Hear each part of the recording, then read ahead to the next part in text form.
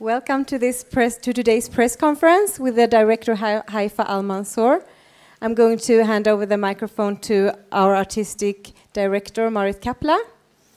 And after this press conference, you are free to ask questions.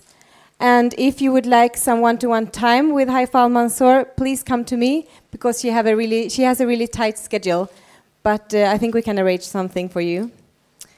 And this press conference is also live at our website.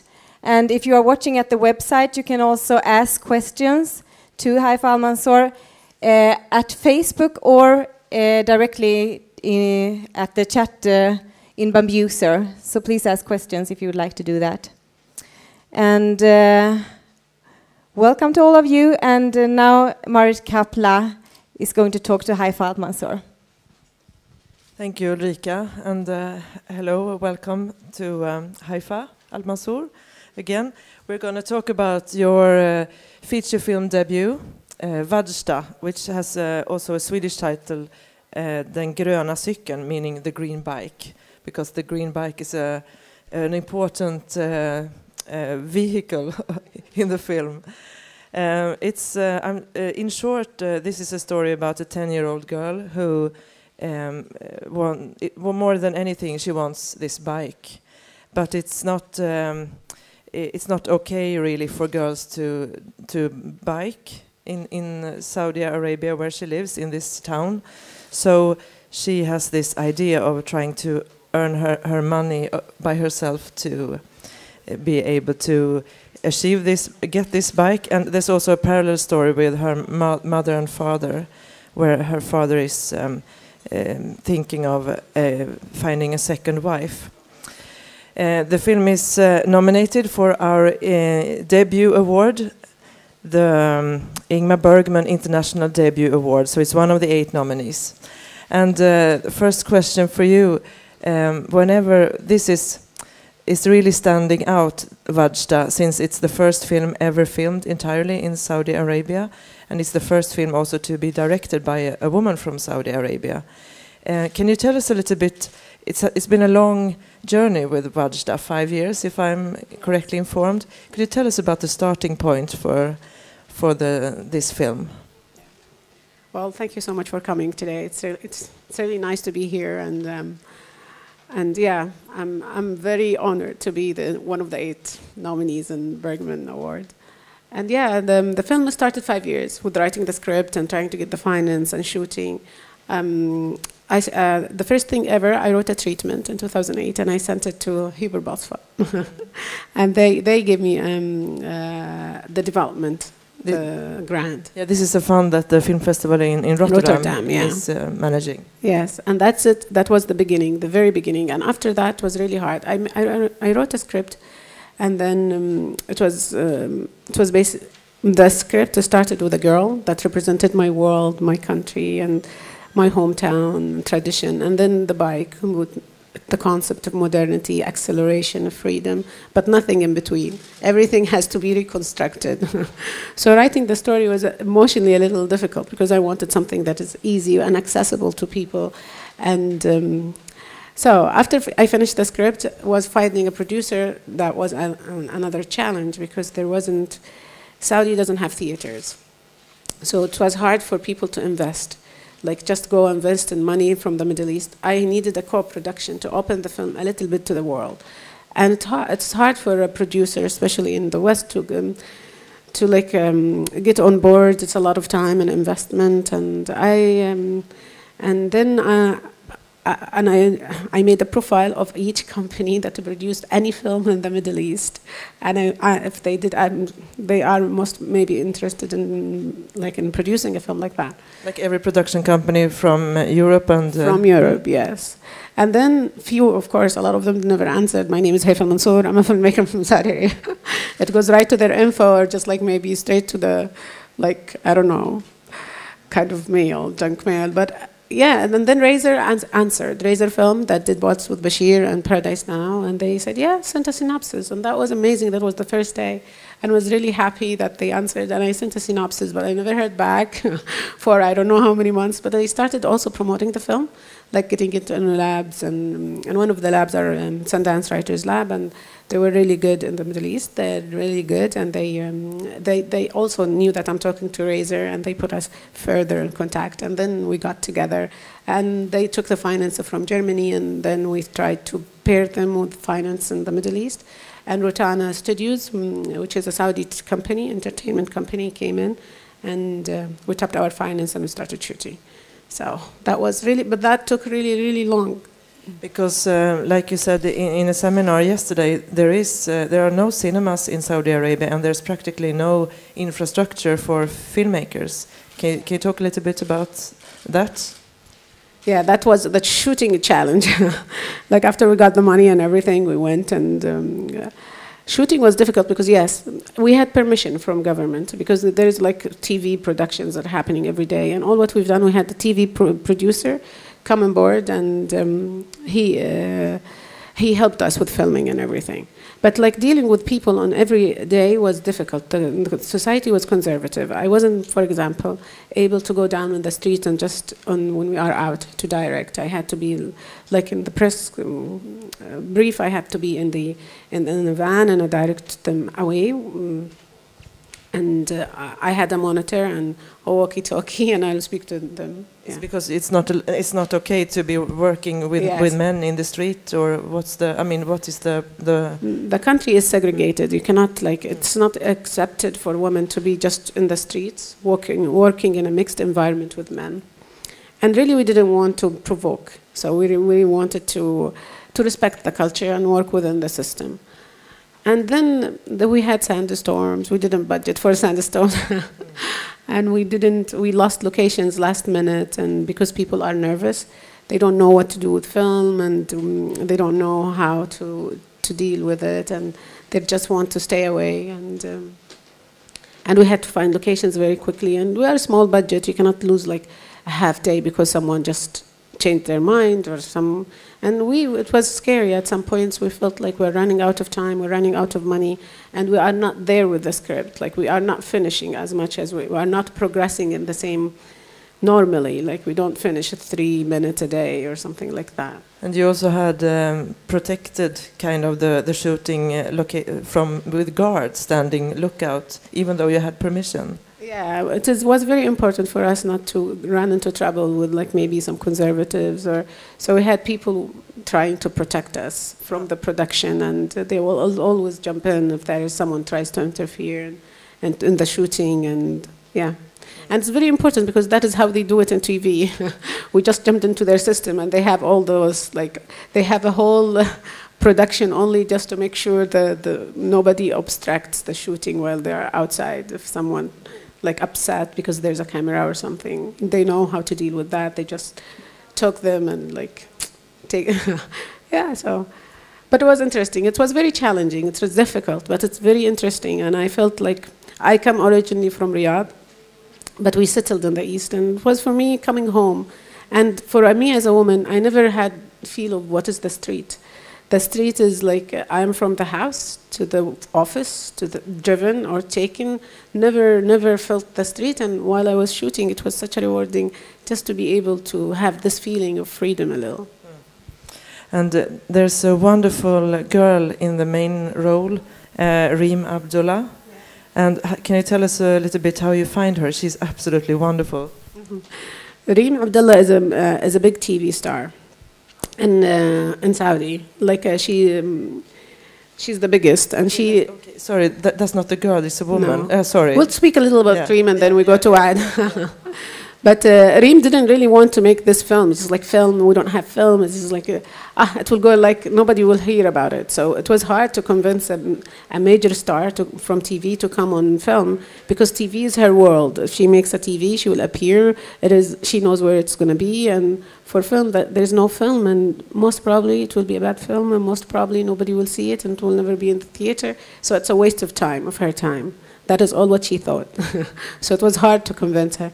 But Waad Muhammad, yeah, the little girl. Yeah, because Reem, she's playing the mother, and the little girl. Yeah, Wajda. Wajda is, it's harder because we cannot put an open casting call. People get sometimes a little upset when we called for women to come and audition for a film. So we relied on the system already exists, and there are production companies in Saudi that do a lot of holiday dancing and festivals, and they recruit a lot of kids for that. And Waad was one of those kids, and she came in very late in the auditioning process, and she came in like exactly like Wajda, wearing jeans and like Converse and just listening to Justin Bieber, and she doesn't speak English. It is not like her, she's an international school kind of a kid. No, she's very much from the heart of Riyadh, and it was really nice to see that. Just like she's part of a bigger global youth culture, that even if she doesn't speak English or never traveled or left Riyadh. And then we auditioned her, and she had a spike in her eyes. And she sings really beautifully, so that was it for us. But I think she had to convince her parents. She didn't tell us that. Like, I think she rallied behind the scene because her mother was a little worried for her to be on this film. But she lobbied, she convinced. And I think your film has a freshness and authenticity about it, and it's really a delight to watch. Can you tell us a little bit about your cinematic influences? What did you want to achieve cinematically? I wanted something simple, and I don't want to be overwhelmed with the style and stuff. I just wanted to go to the heart of each scene and never worry about trying to be smart or trying to be like, I don't know, have very elaborate moves, as much as like be close to the actors and to be close to the audience. I just want them to feel, and that was very important for me. And I really liked Ja'far Panahi's films, like Offside, for example. It is very young and colorful and funny. I love the situation in the Middle East is really hard. So I really don't want to make a film that is only about complaining about the situation, as much as I want a film that has hope and has color and moves ahead. And then I love the Darden brothers too. Yeah, they're amazing. I love Rosetta. She's like this girl who will never give up and wants to raise above her circumstances. And I feel that is, as women, we need something inspiring like that, push us forward. And then, of course, the bicycle thief. The bicycle thief and Italian neorealism. And there is a freshness and just dealing with everyday life and just bringing it to people. And I think that it's complex. Like the complexity is embedded in there, and people can find things for themselves. I don't have to be to put it for them. I just like present it, and they can like dig and find things. So, do we have any questions for Haifaa Al Mansour? Yes. Where will your film be shown? I mean, it won't be shown in Saudi Arabia, right? Where will the film be shown? It will be shown in Saudi on TV and DVD. So we have to synchronize that with the release of the theatrical release in the Middle East. We don't want to go on TTV before. But Saudis, there's a Blockbuster video rental, very big. It was very big. Now everybody goes to internet. But video rentals and movies is very much present in the Saudi society. It is just the distinction between what is public and what is private. In private, people can watch films and can do anything. It is like the existence of art and the public sphere that is very much is not still. The society is not ready for. They think it is not pure, and they wanted to create a sort of a utopia, and we're still trying to make to get beyond that stage. But film is very much, Saudis know what it is film, and they appreciate it, and they go and drive to nearby countries like Qatar and Bahrain to watch films. So I'm counting on them driving all the way. And another question? Do you think this is a starting point for the Saudi film industry? If this is the starting point for the Saudi film industry? I think yes. Not industry per se, but I think it is a wave of new films coming from Saudi. Because I hope this model, the production model, provides an example for filmmakers to follow. Because the main obstacle that film is an expensive medium, Even independent film is not like cheap. So nobody can just write a check and do it. It's not like painting. So you need to have investors, you need to have people and coming on board, you have to apply for funds. And I think it is very important to create a way for people to find, because since there is no theaters, nobody wants to invest in film in Saudi because it is just, because there is money, no money in it. You put the money and you don't see it. So I hope in that way it provides an example for people to follow. They know how to get money and where to get money from and how to get money again from the film when it is finished. Do we have another question? Yes? I'm wondering if you've seen in your lifetime an evolution of the situation of women in Saudi Arabia, and if so, what do you think the future will be maybe in 10 or 20 years for women? So the question is, if you see in your lifetime a development for rights for women in Saudi Arabia, basically. Oh yeah, definitely. Saudi Arabia is opening up, like slowly but and gradually, but certainly in the right direction. Like